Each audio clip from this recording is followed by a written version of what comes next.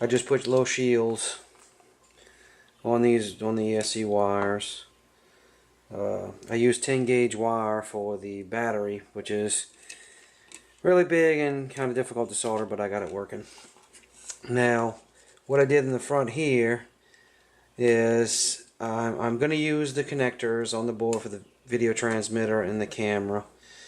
One thing I did here with the camera, I don't know if it'll focus or not, but I took the little plate.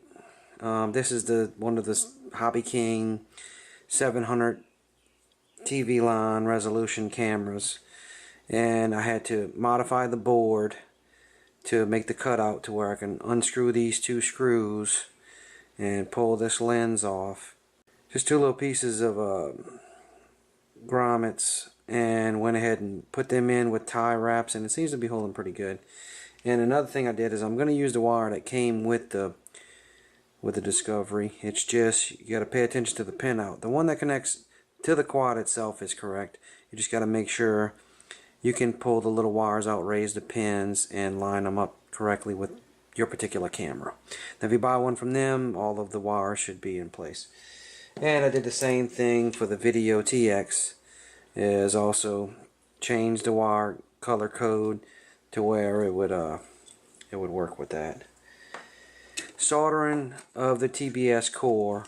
Watch the video online, and it's kind of really high quality video of how to solder.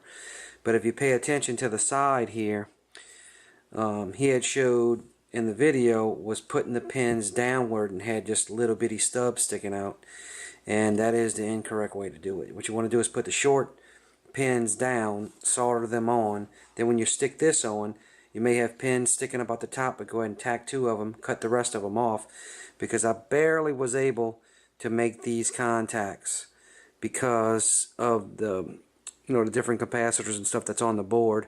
It lifts it away from the body, so that's just one heads up, one tip. And I also made these connections here, and that's for the camera and transmitter when I use NASA with the Min OSD,